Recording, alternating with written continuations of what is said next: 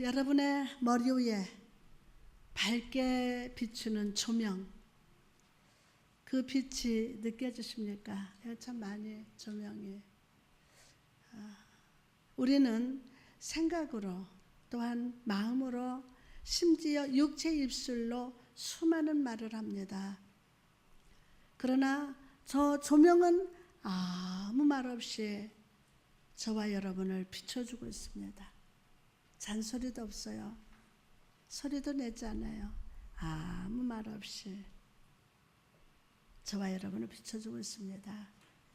빛이 비추는 것은 우리에게 어떤 의미가 있을까요? 한 편의 시를 들으시면서 한번 우리 깨닫는 시간 갖고자 합니다. 제목 빛.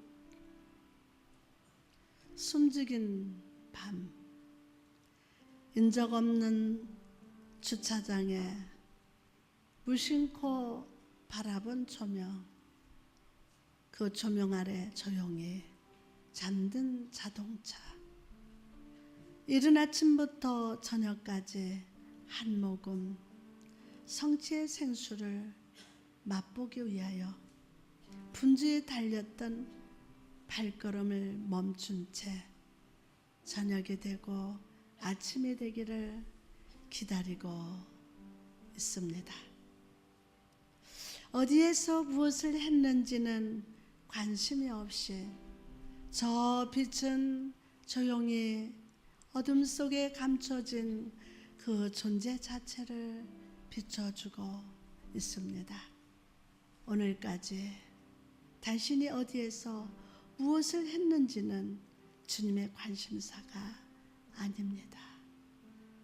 아침 햇살이 봄의 잎사귀를 어루만지듯 빛 대신 주님, 나를 비추사 사랑받는 자임을, 약속이 성취되고 있음을 인정하시고 또다시 다짐하고 다짐하는 결단입니다. 할렐루야. 오늘도 살아계셔서 우리 예배를 받으시고 충만한 은혜와 성령으로 기름 부으시는 주님을 찬양합니다. 어떤 중동의 상인이 추운 겨울 사막에서 천막을 쳐놓고 찬바람에 피해서 편하게 앉아 있었습니다. 밖에는 그의 낙타가 떨고 있었습니다. 이 낙타가 내려진 천막문을 제치고 고개를 들이밀고서 주인님, 너무 추운데 고개만 좀 놓고 있으면 안 될까요? 라고 부탁을 했습니다. 주인은 못마땅해 했지만 허락했어요. 조금 후 낙타는 주인님, 어깨가 몹시 춥군요. 제발 제 어깨와 앞발만 좀 들여놓게 해주세요. 또 얘기합니다. 주인은 낙타의 어깨와 앞발을 들여놓도록 허락했습니다. 조금 있다가 이 낙타는 살며시 주인에게 접근하여 불쌍한 목소리로 자기의 어깨의 뿔과 몸을 천막 안에 들어가게 해달라고 애원을 했습니다. 할 수 없이 주인은 허락했습니다.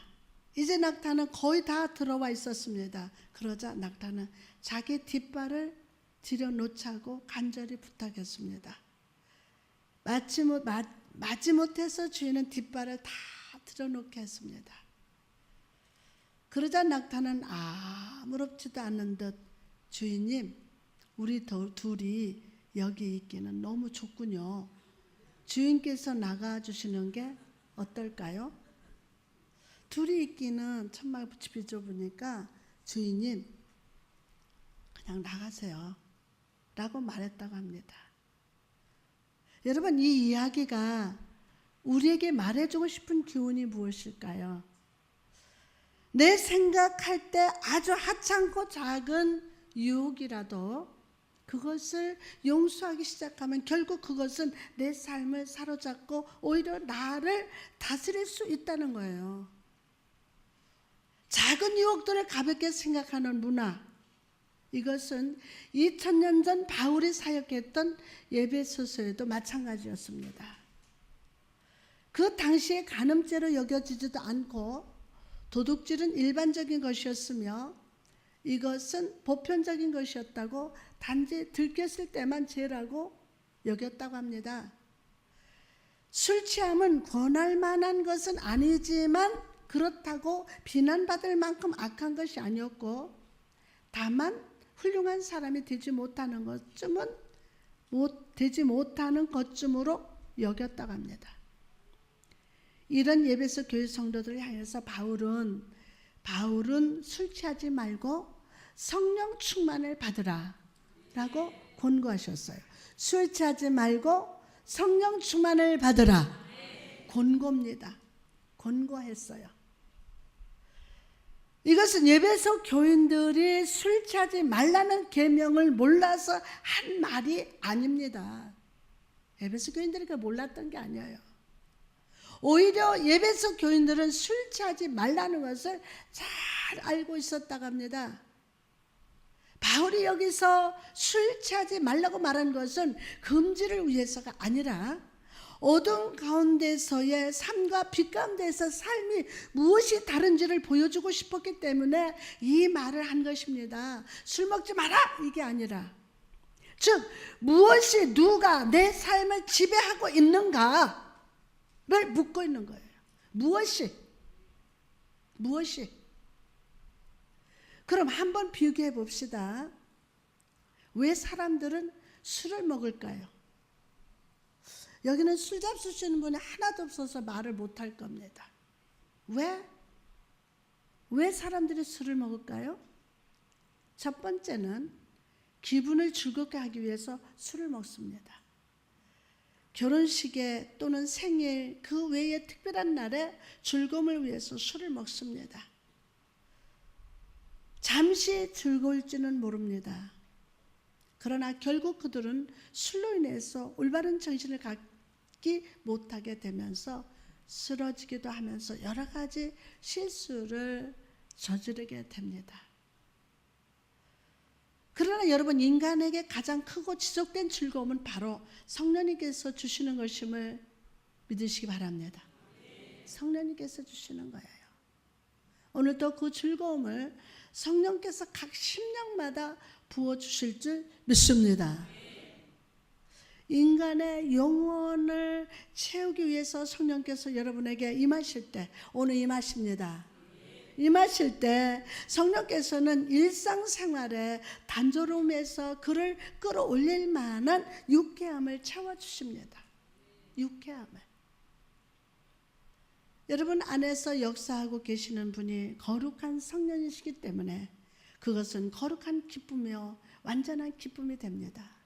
제가 사진을 찍으면서요, 그건 일부러 시간 내는 게 아니라 휴식 시간에, 쉬었다 가는 시간에 그걸 찍는데, 한 번은 차를 신방을 갔다 오는데 서목사 차를 달립니다. 근데 언덕을 창밖으로 이렇게 내다 보니까 풀이 다 말랐어요. 언덕이 풀이 싹 마르고. 근데 그 밑에 순간적으로 1초 2분에 본 거예요. 제가 파란 새싹이 오르고 그 위에는 또 나무가 이렇게 딱 올라가서 나무 가지가 있는데, 나무 가지의 풀은 늘어진 게 다 말랐고 끄트머리는 새싹이 나는 거예요.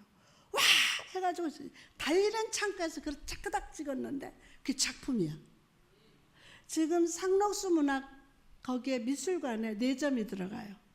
그 다음에 책에 지금 여기저기 책에 사진을 넣는다고 그렇게 하는. 그러면 그때 그 마른 풀로만 여겼다면, 새싹이 보이지 않고 마른 풀로만 있다면, 앞에서 설교하는 제가 저 사람 왜 저래?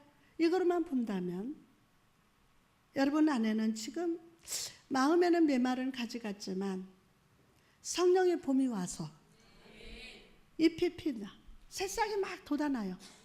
목사님 그걸 보는 거예요. 아멘. 죽은 풀, 시들어진 풀이 아니라.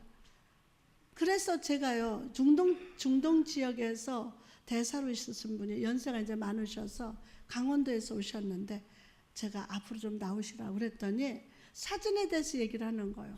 그 작품은, 나는 그 시들은 마른 풀과 새싹 나는 건 저는 작품으로 칩니다. 그리고 하얗게 시들은 꽃 있죠. 다 말라 비틀은 것을 저는 그런 걸 찍었어요. 근데 그게 작품이에요. 여러분 지금 마음에 아무 소망이 없고 기쁨이 없는 것 같지만 하나님의 생명의 말씀을 받는 즉시 새싹이 나기 시작한다. 아멘. 그게 막 기쁜 거예요. 그러니까 가장 행복할 때가 저는 설교였어요. 힘들 때도 설교만큼은 제가 강하게 할 수 있었던 건 하나님께서 함께 하시 기름 부셔서 이 말씀의 떡을 먹는 자는 새싹이 난다. 아멘. 그럼요. 그래서 우리 안에서 역사하고 계시는 분이 거룩한 성령이시기 때문에 그것은 거룩한 기쁨이며 완전한 기쁨이 됩니다. 술을 많이 마시게 되면 사람들에게 자신감을 줍니다. 아니 생님 같은 분도 술 한 잔만 들어가면 말이 얼마나 많아지는지 몰라요. 술 취한 사람은 평소에 생각지도 못했던 일을 하기도 합니다. 그러나 그 술은 많은 사람들을 잘못된 방법으로 담대하게 합니다. 그러나 살아계신 하나님의 성령으로 충만할 때 그는 옳은 일이 무엇인지를 알고 손해를 계산하지 않고 그것을 하기로 결심합니다. 옳은 일을 하고서 받는 그 자그마한 희생은 하나님의 충성스러운 종으로 인정받는 영광과 비교할 수 없기 때문입니다. 여러분 베드로를 떠올려 보시기 바랍니다. 그는 업으로서 자기의 이익과 만족을 생각했던 사람이었어요. 그러나 오순절 다락방에 임하신 성령으로 충만했을 때 그는 삶의 모든 것을 들여서 복음으로 영혼을 낚는 업으로서의 삶을 살았습니다. 또한 사람들은요 고통을 잊기 위해서 술을 마십니다. 어떠한 막 힘들고 힘겨울 때 술 한 잔 탁 먹는, 한 잔만 먹으면 즉 고통을 달래기 위해서 잔인한 죽음의 고통 속에서 자신을 지탱하기 위해서 고통과 슬픔을 잃어버리기 위해서 술을 마십니다. 그러나 여러분 우리가 성령으로 충만해질 때 성령은 마음의 눌림을 제거하고 고뇌 속에서 가장 훌륭한 방법으로 견딜 수 있는 힘을 주시고 참된 위로와 도움을 허락해 주심을 믿으시기를 바랍니다. 오늘 성령 충만할지어다. 로마서 8장 26절 말씀 보니까 이와 같이 성령도 우리의 연약함을 도우시나니, 우리의 연약함을 도우시나니. 성령님은 성도된 우리가 고난을 받아 우울할 때 위로하고 동정하여 주시며 속사람 안에서 자신의 능력으로 그가 강하게 설 수 있도록 도와줍니다. 생각해 보세요. 제가 어린 나이에 기도원을 시작하면서 처음에 엄청난 권세자들이 40명 정도 되는데 사람들이 와서 이렇게 쳐다봐요. 저를 봐도. 그러니까 얼마나 38살이면 어립니까? 그냥 막 눈에 반짝반짝반짝 얼굴을 하얘가지고 쳐다보다 어떤 분은 나가요. 이런 분들을 성령님이 딱 저를 붙잡으니까 전부 딱 5분 만에 딱 잡는 거예요. 그러니까 쩔쩔쩔쩔 매는 거예요. 이게 성령 힘이라는 거예요. 이게 성령의 능력이라는 거예요.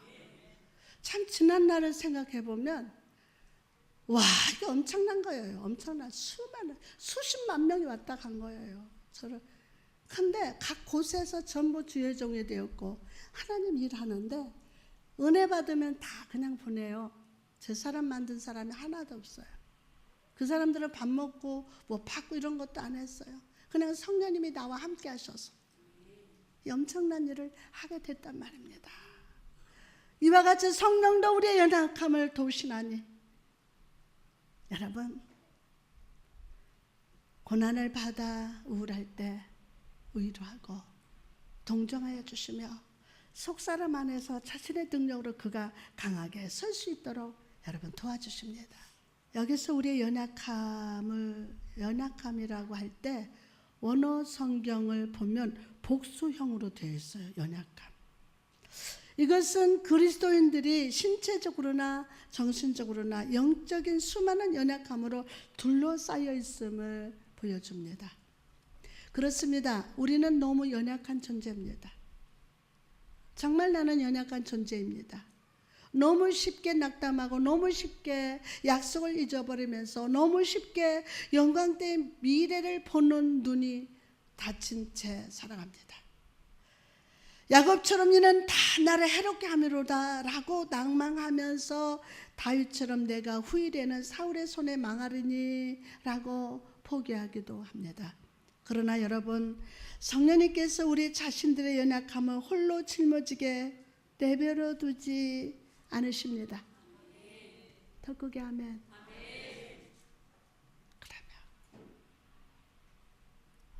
그분은 거룩한 위로자요 조력자로서 멀리 떨어져 계신 분이 아니며 우리와 항상 함께 하시며 우리 안에 거하고 계심을 믿으시기 바랍니다. 힘내세요. 힘내세요.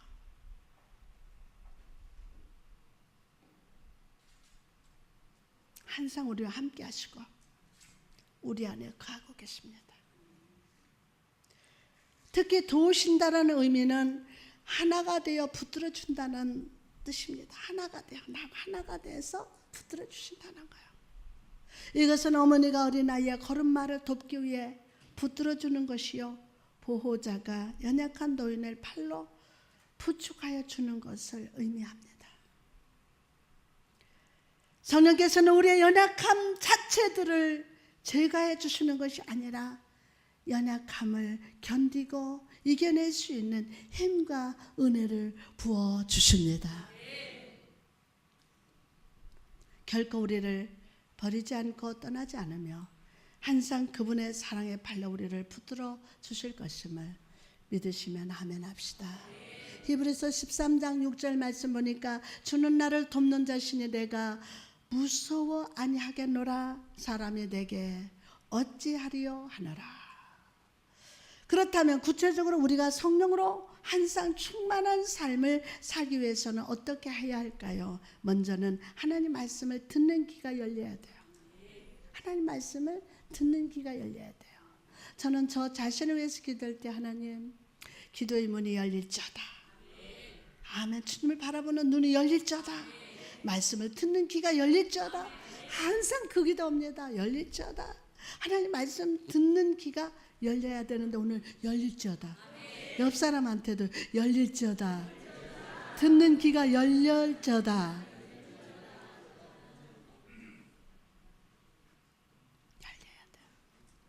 사도행전 10장을 보면요, 고넬료의 이야기가 나오는데 고넬료 집안 사람들 전체가 성령 충만을 받았어요. 사도행전 10장 44절에 보니까 베드로가 이 말을 할 때에 성령이 말씀 듣는 모든 사람에게 내려오시더니 어떤 자에게? 성령의 말씀을 듣는 모든 사람에게 내려오시니. 무슨 말인지 모르나 봐. 뭔가 지금 여러분 뭐 하고 있어요? 맞습니까? 어떻습니까? 말씀이 달아요? 써요? 찝찝해요? 어때요? 근데 성령께서 말씀을 듣는 사람에게 내려오신다. 아멘. 여러분 지식으로만 쌓으려고 하지 말고 하나님의 말씀을 듣는 귀가 열릴지어다. 말씀을 듣는 자에게 성령께서 내려오시나니. 성령 충만한 받은 비결이 무엇입니까? 말씀을 들을 때에 성령 충만해졌다는 겁니다. 말씀 들을 때. 요한복음 16장 13절 말씀 보니까 그러하나 진리의 성령이 오시면 그가 너희를 모든 진리 가운데로 인도하시리니 그가 자유로 말하지 않고 오직 듣는 것을 말하시며 장래일을 너희에게 알리시리라. 장래일을 너희에게 알리시리라. 자, 오늘 말씀은 듣는 자 위에 성령이 임하신다. 아멘. 성령께서는 말씀과 함께 일하시지 독자적으로 일하지 않으십니다. 이단 가운데 대표적인 사람들은요, 말씀 없이 성령만을 강조합니다. 여러분, 은사 사역이라는 것은 말씀 사역이에요. 말씀 사역은 성령 사역이에요. 아멘. 성령 충만 받아서 예언도 하고 산을 옮길 만한 능력이 있다 할지라도 그 속에 말씀이 없으면 가짜예요. 가짜예요. 예언을 하고 병든 자가 일어난다 할지라도 그 속에 말씀이 없다면 그건 가짜야. 나 이제 매 맞아 죽는다. 가짜야. 성경에도 없는 말을 마치 진리일 양 말합니다. 성경도 없는데 성령께서 일하신다고 합니다. 그러나 성령께서는 말씀과 충돌되는 일은 하시지 않습니다. 항상 말씀으로 뒷받침되어야 그게 성령의 역사라는 겁니다. 말씀으로. 그러므로 우리가 성령 충만해지기 위해 해야 할 일이 무엇입니까? 하나님 말씀을 듣는 거예요. 달고 묘한 그 말씀, 생명의 말씀. 와, 힘들 때, 고독할 때, 내가 어떡하지? 방황할 때, 주저앉아 있을 때 이 찬송만 나오는 거예요. 달고 묘한 말씀. 아멘. 여러분, 하나야 하나님 미물도 하나 요만한 새싹 하나에도 이것을 찍어서 확대를 시켜보면 엄청난 창조가 들어있어요. 창조가 생명이 있단 말입니다. 생명이 있어요. 성령 충만해지기 위해서는 말씀을 듣는 귀가 열려야 돼요. 열린 분만 아멘.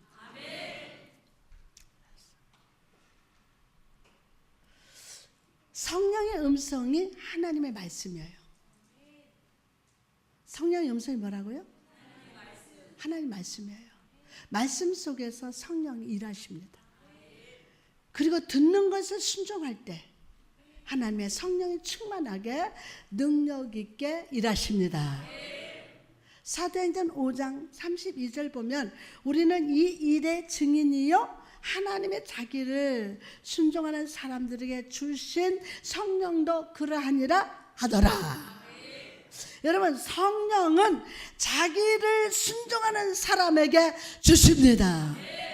말씀을 들었습니다. 그래 말씀에 순종하는 자에게, 성령님께 순종하는 자에게 역사하십니다. 계속해서 순종하면 우리에게 성령께서 기름 붓듯 부어주시고 능력 가운데 쓰임받게 됩니다. 할렐루야. 성령 충만해지기 위해서는요, 많은 기도도 있어야 하겠지만 말씀을 많이 들어야 돼요. 말씀을 보고 듣고. 자, 여러분, 자, 내가 지금 말씀을 보고 있어요. 근데 여기서 들어. 나는 보고 있는데 이 말씀을 듣고 있다고요. 마이크를 통해서 탁탁 선발 때도 하나님의 말씀을 여러분이 듣고 있지만 말씀을 우리가 읽을 때도 볼 때도 말씀을 듣습니다. 모르나 봐. 들어요. 그래서 오늘 영적 귀가 열릴저다. 열려야 돼요. 여러분, 오늘 말씀은 농담으로 듣지 말고 지나가는 소낙비로 듣지 말고 이 말씀이 여러분 10년 가운데 아멘. 할렐루야. 성경을 많이 읽어야 합니다. 말씀에 푹 적게 되었을 때 하나님의 성령의 강력한 역사가 일어나게 됩니다. 우리가 천을 빨강 염색약에 담가두면 빨간 천이 되고 파란 염색약에 담가두면 파란 천이 되듯 우리가 말씀에 푹 잠기면 말씀 속에 담겨진 약속과 축복의 사람들의 삶이 나의 삶이 됨을 믿으시기 바랍니다. 일본 속담에 검정물 만지작 하면 검정물 든대. 하나님 말씀에 푹 잠기는 거예요. 나 지금까지 그렇게 못, 지금 현재 이 시간. 아멘.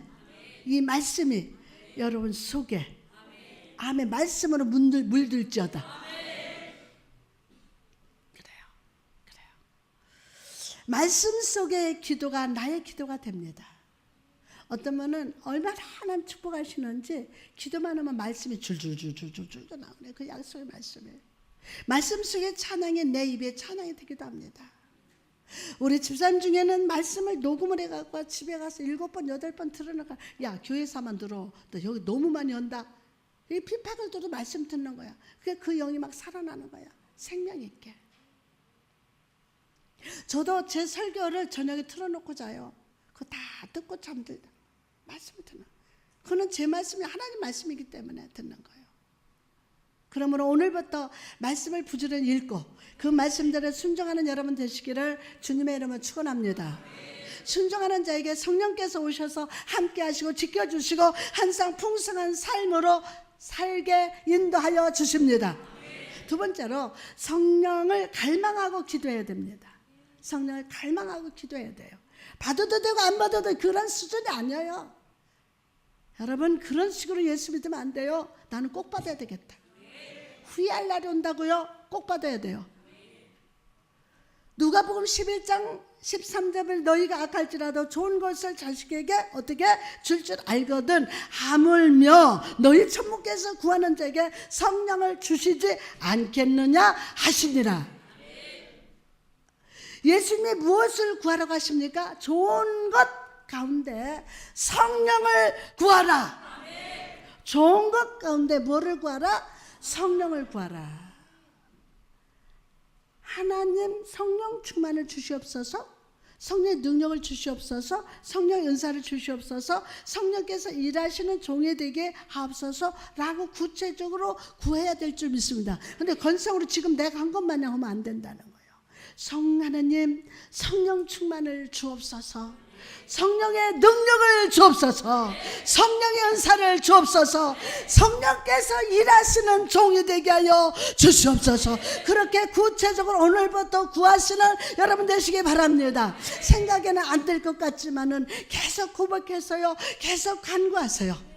누가복음 11장 9절에 내가 또 너희에게 이르노니 구하라 그러면 너희에게 주실 것이요 찾으라 그러면 찾을 것이요 문을 두드리라 그러면 너희에게 열릴 것이다. 아멘. 우리가 성령님을 간절히 구하면 성령께서 우리 삶 가운데 임재하여 놀랍게 역사하여 주십니다. 여러분의 삶에 부흥이 오기를 바라십니까? 그렇다면 여러분의 기도 가운데 성령을 구하는 기도로 가득 채우시기 바랍니다. 여러분 문제가 있습니까? 그 문제를 여러분의 힘으로는 안 됩니다. 참 문제 하나하나가 작은 일부터 큰 일까지 우리의 힘으로 해결해 나가는 것은 참 힘겹더라고요. 힘겨워요. 그러나 그 문제 때문에 여러분의 기도에 게으르고 성령 충만 받지 못한다면 그 문제는 여러분을 잡습니다. 사로잡아 버려요. 그 문제 가운데 성령님 오시옵소서. 역사하여 주옵소서.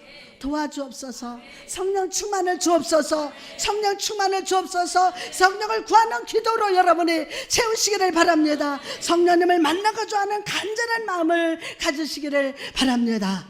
그러면 여러분의 삶에 부흥이 찾아옵니다. 삶의 부흥이 됩니다. 여러분 마음의 성령으로 부흥이 옵니다. 마가복음 11장 24절에 보니까 그러므로 내가 너희에게 말하노니 무엇이든지 구하고 기도하고 구한 것은 받은 줄로 믿으라. 그리하면 너희에게 그대로 되리라. 그대로 되리라. 할렐루야. 여러분 믿으십니까? 성령은 구할 때 주십니다. 옆 사람한테 성령은 구할 때 주십니다. 성령은 구할 때 주세요. 자, 앞에 봐요. 여러분 일주일에 하루를 하나님 앞에 찬양하는 거예요. 수요 예배에 나오시는 분 많지 않아요. 그런데 일주일에 한 번 하나님 앞에 와서 주일 예배 들으면서 이 시간에도 지루해가지고 난리야 막 몸을 비비 꼬고 물론 피곤한 거 알아요. 그런데 이 시간 생명 받아야 돼요. 받아야 돼요. 정신 차리세요. 정신 차려요. 오늘만큼은 여러분 성령의 복을 받아야 돼요. 여러분 성령의 사람임을 믿습니까? 할렐루야. 세월이 너무 흘러 빨리 흘러요. 여러분이 무엇으로 쌓느냐가 중요해요. 이게 뭐야? 이게 내려가는 거 모래시계. 땅으로 떨어져 없어지는 게 아니에요. 모래시계는 밑으로 떨어져서 쌓여요. 지금 여러분 무엇으로 쌓고 있습니까? 무엇으로 쌓고 계십니까? 하나님은 구하라 주신다고 했어요. 좋은 것 중에 성령 충만 받아라. 아멘.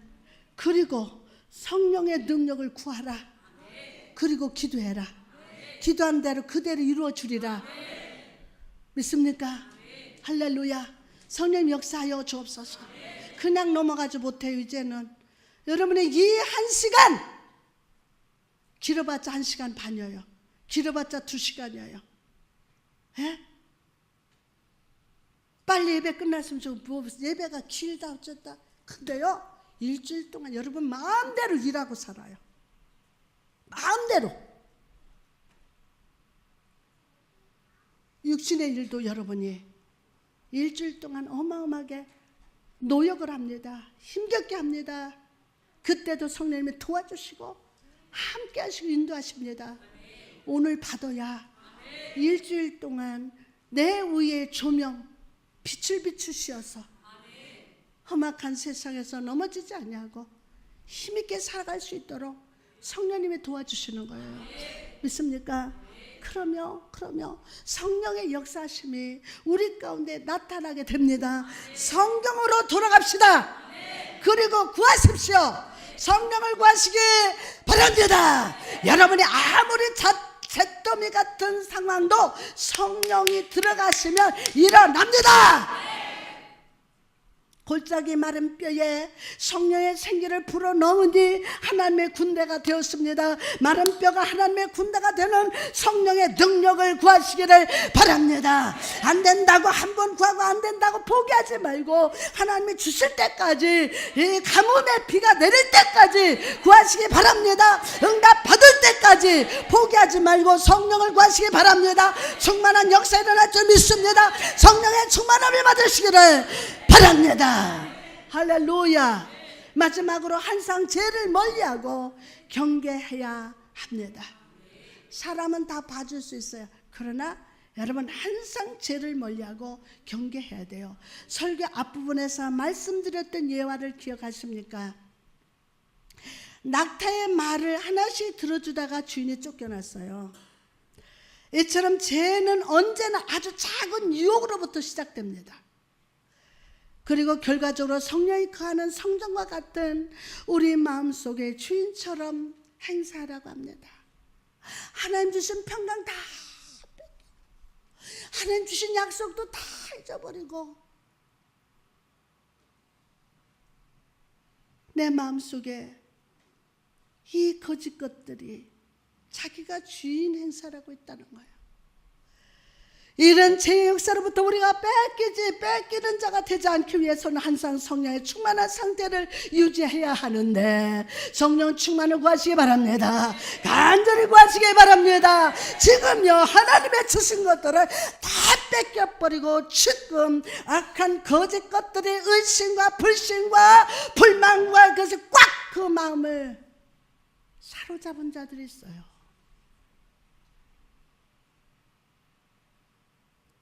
특히 오늘 본문에서 충만하라는 말은 현재 시제로 쓰여 있는데 이것은 하나님께서 성령으로 계속 채워주신다는 뜻입니다.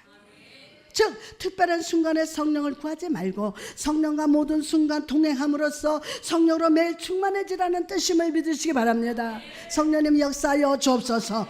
즉 특별한 순간에 성령을 구하지 말고 성령과 모든 순간 동행함으로 성령으로 매일 충만해져라. 성령으로 매일 충만해져라. 요한복음 16장 7절에서 8절 말씀 보니까 그러하나 내가 너희에게 실상을 말하노니 내가 떠나가는 것이 너희에게 유익이라. 내가 떠나가지 아니하면 보혜사가 너희에게로 오시지 아니할 것이요 가면 내가 그를 너희에게로 보내리니 그가 와서 죄에 대하여 의에 대하여 심판에 대하여 세상을 책망하시리라. 세상을 책망하시리라. 아멘. 성령이 우리 안에 오시면 죄를 보여주십니다. 이제까지 내가 죄라고 느껴지지 않던 것들에 대한 민감성이 생깁니다. 아, 이게 죄구나 하면서 아파하게 됩니다. 죄가 보이기 시작합니다. 사람은요, 잊어버려요. 지가 죄져놓고 지가 다 행해놓고 하나님 원망하는 게 인간이에요. 근데 성령이 우리 안에 오시면 막 성령 민감성 있어가지고 어머 이게 죄구나 아파하게 되면서 무릎을 꿇게 됩니다. 이때 우리가 이 죄를 철저하게 회개하면 성령의 충만은 받을 수 있습니다. 회개의 길은 두 가지 길입니다. 첫 번째 단계는 입술의 고백을 통해서 죄를 청산하는 것입니다. 요한일서 1장 9절 말씀입니다. 만일 우리가 우리 죄를 자백케 하면 저는 미쁘시사 의로우시사 우리 죄를 사하시며 모든 불의에서 우리를 깨끗하게 하실 것이요. 성령께서 우리 죄악들을 깨닫게 만드시면 가장 먼저 해야 할 것은 입술의 고백을 통해서 철저하게 죄를 토설하는 것이라는 거예요. 입술의 고백으로.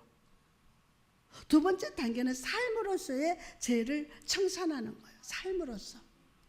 누가복음 19장 8절에 보니까 삭개오가 서서 주께 여짜오되 주여 보시옵소서. 내 소유 절반을 가난한 자들에게 주겠사오며 만일 네 것을 토색한 일이 있으면 4배나 갚겠나이다.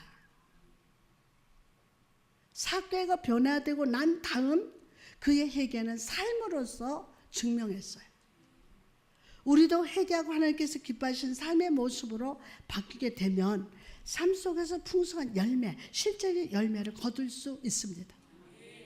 아멘하고 받읍시다.